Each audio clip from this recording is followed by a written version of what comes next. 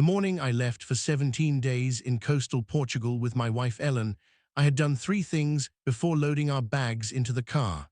I had serviced the gate motor to make sure it would not malfunction in my absence.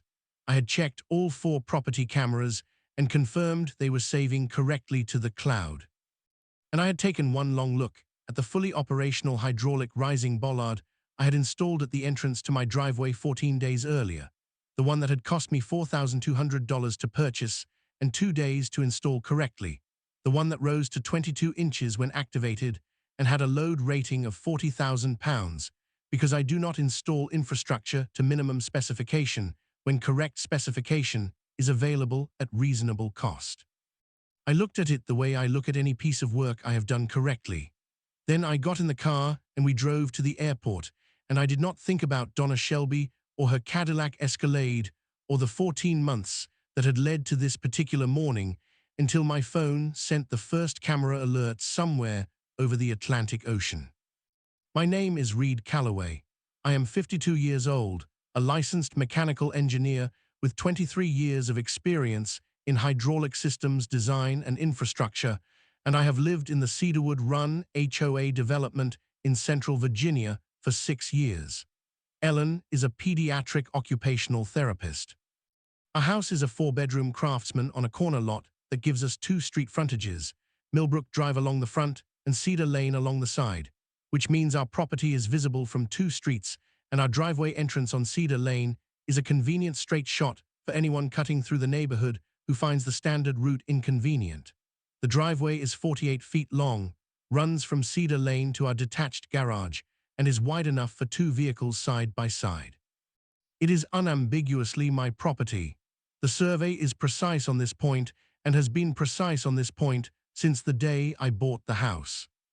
Donna Shelby lived 4 houses down Cedar Lane in a house with a 2-car garage and a driveway that was fully adequate for the 3 vehicles her household operated. She was 59, recently retired from a career in insurance administration, and she had the specific quality of someone who had spent 30 years navigating institutional systems by finding routes around rules rather than through them. She was not openly hostile. She was not loudly unreasonable. She was the kind of person whose infractions were always presented as inadvertent, always accompanied by apologies that felt practiced, and never accompanied by behavioral change. She had been using my driveway as a turnaround for 4 years before I moved in, according to my immediate neighbor on the south side, a retired postal carrier named Art Simmons, who had watched Cedar Lane for 11 years, and who communicated information with the economic precision of someone who spent his career walking the same routes and noticing everything. Art told me about the turnaround habit in my 2nd month in the house, mentioned it the way you mention a standing condition of the neighborhood that a new resident should know about, neither alarmed nor particularly concerned. He said the previous owner had not minded, and that Donna had simply continued the habit. I minded, not immediately and not dramatically, but steadily and with increasing specificity as the frequency and the nature of the use became clear to me. Donna used my driveway as a turnaround approximately 4 times per week, which I established by reviewing 2 weeks of my security camera footage in my 3rd month in the house after noticing the tracks on my driveway surface in wet weather. 4 times per week was not occasional. 4 times per week was a routine. She had incorporated my private property into her daily navigation without asking, the way people incorporate things that have always been available into their behavior until the availability is disrupted. I knocked on her door and introduced myself and explained that I was the new owner and that I would prefer she not use my driveway. She was warm and apologetic and said she had not realized it would be a problem and that she would stop immediately. She stopped for 11 days. Then the camera showed her Cadillac in my driveway on a Wednesday evening. I knocked again. Same warmth, same apology, same assurance. She stopped for 8 days. Then the camera showed the Escalade again. I documented every occurrence from the first knock: date, time, duration of driveway occupation, footage reference. By the end of the 3rd month, I had 27 documented occurrences after 2 direct conversations. I noted that the frequency had not decreased with the conversations. It had briefly paused, and then returned to its baseline of approximately 4 times per week. I contacted the HOA. The board coordinator was a woman named Rachel Bloom, who I had found professional and responsive in prior interactions. I filed a formal complaint with the full documentation attached. Rachel sent Donna a formal notice citing the CC and RS provision on use of neighbors' private property without permission. Donna received the notice and called me that evening to apologize again. The apology was sincere in its delivery and entirely consistent with the prior ones in its effect, which was no lasting effect. The camera showed the Escalade in my driveway 5 days after the HOA notice. I filed a second HOA complaint. Rachel sent a second notice with a warning that a third violation would result in a formal fine. The fine was $250 under the CC and RS schedule. Donna received the second notice and did not call me. The camera showed the Escalade in my driveway 9 days later. Rachel sent the fine notice, $250. Donna paid it within the week, which I noted with interest because prompt payment of a fine without disputing it suggested she understood the violation and had simply decided to absorb it. $250 for a habit she had been running 4 times per week was, from her perspective, a cost of doing business rather than a deterrent. I called my attorney the week the fine was paid. His name was Marcus Aldrich, a property and HOA law specialist in the county seat who I had used for a contract review 2 years earlier. I described the full history. He said, the fine was paid without dispute, which is an acknowledgement of the violation. If she continues after paying the fine, you have a stronger record for a civil harassment claim. But that process takes time. What are you thinking about in terms of practical remedies? I said, physical barrier at the driveway entrance. He said, your property, your right to install barriers.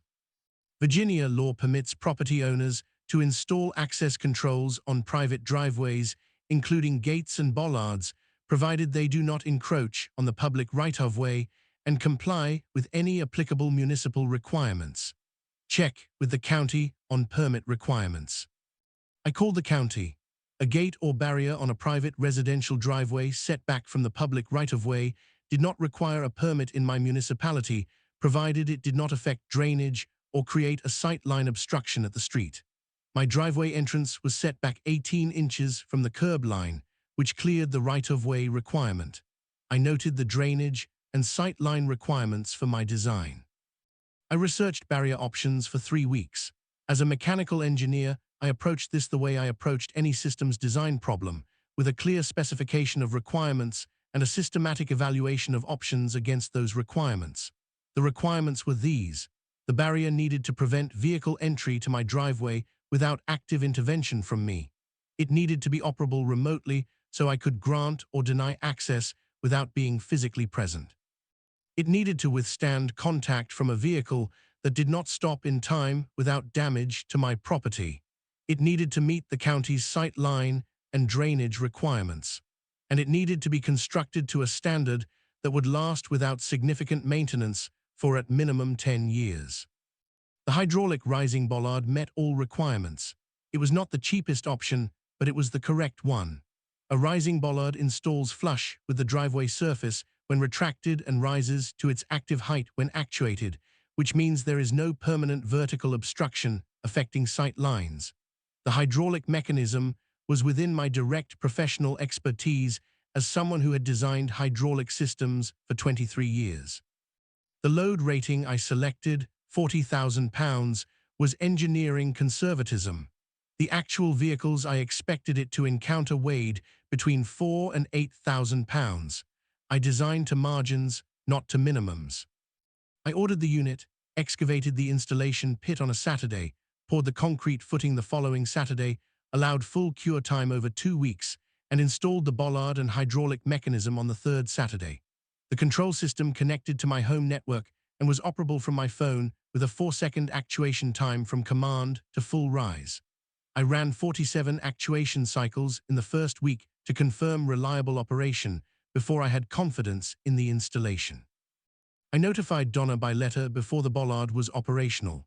The letter, which Marcus drafted, described the barrier installation, stated that access to my driveway would henceforth require my explicit permission, and noted that the history of prior incidents had made this installation necessary. It was informational rather than threatening. It simply told her what was changing and why. She called me the day after the letter arrived. She said, "Reed, a bollard seems like a significant escalation over a minor inconvenience." I said, "Donna, you have used my driveway without permission approximately 230 times over 16 months. You have received 2 direct conversations, 2 HOA notices, and a formal fine. You paid the fine without disputing it and continued using the driveway. The bollard is not an escalation. It is a proportionate response to a pattern that has not responded to any other measure." She said, "I find the bollard aggressive." I said, "I find 230 unauthorized uses of my private property over 16 months aggressive. The bollard is a technical solution to a documented problem." She said, "Is there anything I can do to resolve this without the bollard?" I said, "You could stop using my driveway without permission, which has been my only request since my first knock on your door 16 months ago." She said, "I will stop." I said, "You have said that 4 times. The bollard is going to be operational whether you stop or not. If you stop, you will never encounter it. If you do not stop, you will encounter it." She said, "You do not trust me." I said, "I have documentation of 230 incidents, 2 apologies, 2 HOA notices, and a paid fine. Trust requires a track record. The track record I have does not support trust." She did not have a response to this. I said good night and ended the call. The bollard went operational on a Tuesday. I sent a brief email to Rachel at the HOA noting that I had installed a private driveway access control system and providing a photograph, as the CC and RS required notification of significant property modifications. Rachel acknowledged it without issue. For 14 days, the bollard was there, and Donna's Escalade was not in my driveway. 14 days of clean camera footage, no Cadillac, no turnaround, nothing. I noted each day in my documentation log. Ellen and I had been planning Portugal for 8 months. We had a specific itinerary: Lisbon for 4 days, the Alentejo region for 5, the Algarve coast for 5, and a final 2 days back in Lisbon. We had wanted to go for years and had put it off twice, and I had told Ellen in January that this was the year, and I had meant it, and the bollard's 14 clean days before our departure confirmed that I had addressed the situation correctly and that I could leave without leaving a problem unmanaged. I boarded the flight with the camera app on my phone and the bollard control app on my phone, and the documentation folder synced to my cloud account, and 17 days of Portugal ahead of me. The first camera alert came 7 hours into the flight, somewhere over the Atlantic at 37,000 feet. I opened the app from my seat. Donna's Escalade was at my driveway entrance, stopped at the bollard. The bollard was up, correctly positioned at 22 inches, blocking the entrance. The Escalade sat there for 40 seconds and then backed up and turned around on Cedar Lane and drove away. I looked at the footage for a moment. Then I put my phone in my jacket pocket and looked out the window at the darkness over the Atlantic and thought about Donna sitting in her Escalade, looking at 22 inches of hydraulic steel bollard in the middle of my driveway entrance, and realizing that the situation had changed in a way that was not going to respond to an apology. I slept for the rest of the flight. The alerts over the first week came in a pattern I found instructive.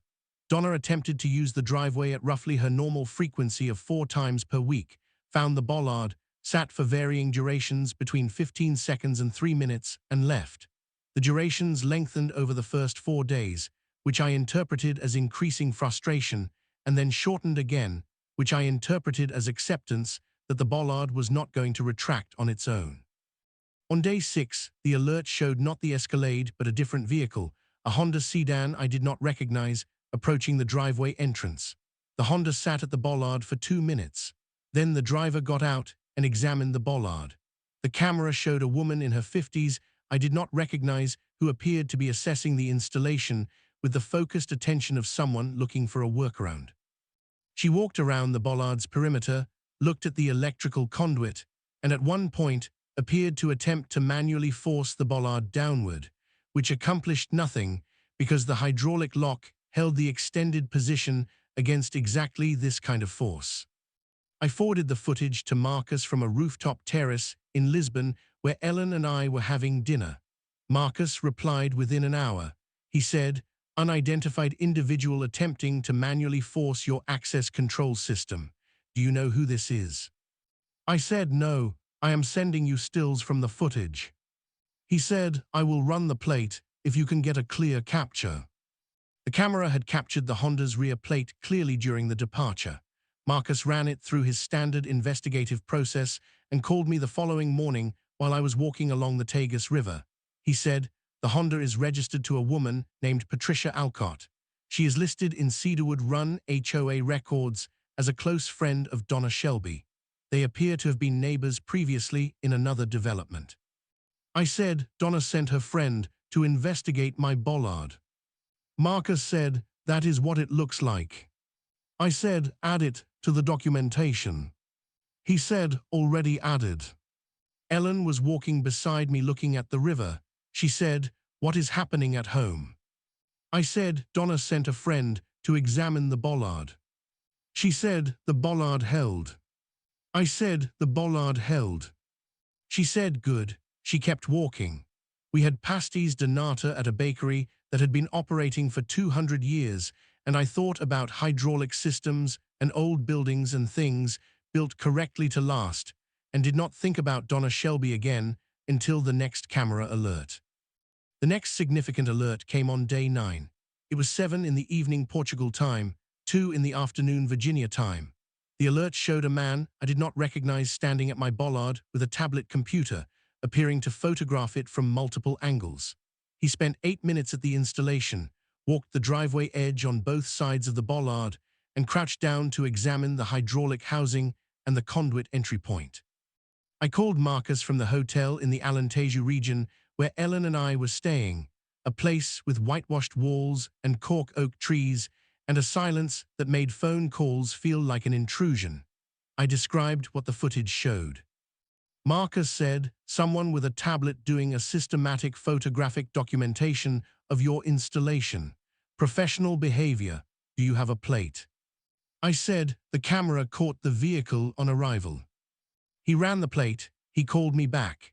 He said, "The vehicle is registered to a property management consulting firm in Charlottesville. The firm's website lists services including HOA compliance consulting and dispute resolution support." I said, "Donna hired a consultant to look for problems with my bollard installation." Marcus said, "That is my interpretation of this footage, yes." I said, "What problems could they find?" He said they will look at the county permit requirements, the HOA modification notification, sight line compliance, drainage compliance. If the installation has any technical deficiency, they will document it, and Karen, I mean Donna, will use it as a basis for an HOA complaint or potentially a code complaint. I said the installation meets every requirement. I checked every specification before I finalized the design. He said, "I know, but they do not know that yet. Let them look. If they find nothing, and I believe they will find nothing, their investigation becomes additional documentation of the thoroughness of your installation." I said, "It does." He said, "Enjoy Portugal. I will monitor anything that comes in." I enjoyed Portugal. Ellen and I drove through the Alentejo on roads that wound through cork oak forests and past whitewashed villages, and I thought about hydraulic engineering and Roman aqueducts and things built to last. We had a dinner in a town that had been there since before Virginia existed, and I drank the local wine and watched the light change on the old stones and felt the specific peace of someone who has built something correctly and left it to do its job. The consultant's report apparently went to Donna because Rachel at the HOA received a formal complaint from Donna on day 11 of my trip. Rachel emailed me and Marcus simultaneously. The complaint cited 3 alleged deficiencies in the bollard installation. First, that the bollard created a sightline obstruction. Second, that the hydraulic housing might affect driveway drainage. Third, that the installation had not received prior board approval before installation, only notification after. Marcus reviewed the complaint from his office in Virginia and called me from the Algarve coast where Ellen and I were sitting on a beach. He said, "The sightline claim is factually incorrect. The bollard retracts flush with the driveway surface. When retracted, there is no sightline obstruction and the county's sightline requirement applies to permanent structures. The drainage claim is based on a theoretical concern about the hydraulic housing footprint, but your installation includes drainage channels around the housing that I can see clearly in the installation photographs you provided me. The prior approval claim is the most interesting one." I said, "What does the CC and RS say about prior approval versus notification?" He said the CC and RS require prior board approval for structural modifications to the home and notification for other significant property improvements. The question is whether a driveway bollard is a structural modification to the home or a property improvement. The prior board under Howard, I mean the prior board before the current board, had issued a guidance document on this question that categorized access control systems as property improvements requiring notification rather than structural modifications requiring approval. I said, "I have that guidance document." He said, "I know, I have it too. I am going to respond to the complaint today and I am going to attach it." His response went out the same day. It addressed all three claims with engineering documentation, county records, and the prior board's guidance document. It noted that the sightline claim was factually incorrect because the bollard retracted flush. It provided drainage calculations showing that the hydraulic housing footprint improved drainage by directing water away from the driveway edge. It cited the guidance document on the notification versus approval question. Rachel acknowledged Marcus's response the following day and said the board would review it at the next regular meeting. She added a note to me personally that said the complaint had been filed by a board member, Donna Shelby, who had joined the Cedarwood Run board 3 months ago. I had not known Donna was on the board. I called Marcus from a restaurant in the Algarve where Ellen and I were having grilled fish and told him. He said, "That explains the consultant. She had HOA resources to draw on." I said she joined the board to use HOA authority against my bollard. He said that is a reasonable inference from the timeline. She joined the board 3 months ago and the consultant appeared at your property 11 days into your vacation. She likely waited until you were away to initiate the formal complaint process. I said, "Is there a conflict of interest issue with a board member filing a complaint about a property that is the subject of a prior documented dispute between her personally and the property owner?" Marcus was quiet for a moment. He said, "That is an excellent question. The answer is yes. Most HOA governing documents require board members to recuse themselves from votes and formal proceedings involving matters in which they have a personal conflict. A board member who has a 16-month documented property dispute with a homeowner and has paid a fine related to that dispute has a material personal conflict with any HOA proceeding involving that homeowner's property. I want to raise this formally with Rachel and the board." I said, "Do it." He sent the conflict of interest letter the same day. It was 4 paragraphs and cited the HOA's own governing documents on board member recusal requirements, documented the 16-month dispute history and the paid fine, and formally requested that Donna Shelby recuse herself from any board discussion, vote, or proceeding related to the bollard complaint, and that the complaint be stayed pending determination of the recusal question. Rachel received the letter and called Marcus the following morning. She said she had not been aware of the full history between Donna and me, and that she would bring the recusal question to the board chair immediately. The board chair was a man named Gerald Park, who had been on the board for 4 years, and who Marcus described, based on his reading of the board meeting minutes he had been following since the complaint arrived, as methodical and fair. Gerald called Marcus that afternoon and said he had reviewed the conflict of interest letter and the documentation, and agreed that Donna had a material personal conflict that required recusal from the bollard complaint proceedings. He said he was issuing a formal recusal directive to Donna and staying the complaint pending review by the non-conflicted board members. Donna apparently received the recusal directive the same day because the camera showed her Escalade at my driveway entrance at 6 that evening, the bollard up, the Escalade sitting there for 4 minutes, and then leaving. 4 minutes was the longest she had sat at the bollard since the first week. I watched the footage from a hotel room in Lisbon on my last night in Portugal and noted it in my documentation log with the timestamp. Ellen was on the terrace watching the city lights. She called me out and I came and stood next to her and looked at Lisbon at night, and she said, "Are you still thinking about the bollard?" I said, "I am thinking about everything." She said, "Is it resolved?" I said, "The complaint is stayed. The conflict of interest is documented. The consultant found nothing because there is nothing to find. The bollard has stopped every entry attempt for 17 days. She said, "So it worked." I said, "It worked exactly as designed." She said, "How does it feel?" I said, "It feels like correct engineering." She laughed. She handed me a glass of wine, and we stood on the terrace and watched Lisbon, and I did not think about the bollard for the rest of the evening. We flew home the following morning. I drove from the airport to Cedar Lane and parked on the street in front of my house and sat in the car for a moment. The bollard was flush in the driveway, retracted, as it always was when I was home and using the driveway normally. The cameras were running. The documentation folder was current. The complaint was stayed. The conflict of interest was on record.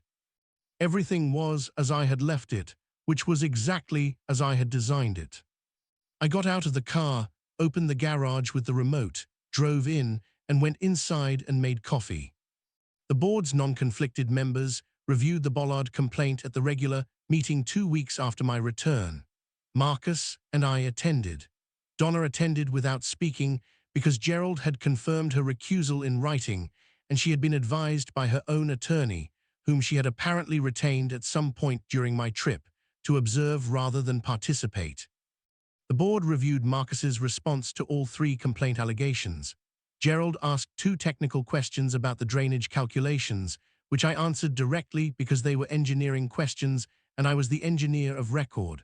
The board's second member, a woman named Sandra Yee, who was an architect and whose technical questions were specific and well-informed, asked about the sight line analysis. I walked her through the retracted position geometry. The vote was 3-0 to dismiss the complaint. Donna was not counted in the vote because of the recusal. After the meeting, Marcus filed the expanded civil claim. It covered the full 16 months of documented driveway intrusions, the paid fine that acknowledged the violation, the post-bollard attempts to access the driveway during my absence, the hiring of a consultant to find deficiencies in my installation, and Donna's joining the HOA board in a context that the documentary timeline supported as an attempt to use institutional authority in a personal property dispute. The claim also covered my attorney fees for the entire process. Donna's attorney settled within 3 weeks. The negotiation was brief because the documentation was complete and the conflict of interest record made the HOA board angle particularly difficult to defend. The final number was $18,500. Donna paid it personally. Her homeowner's insurance reviewed the claim and found that the sustained intentional conduct, including the documented fine payment and the continued post-fine intrusions, removed the incidents from the accidental occurrence coverage category.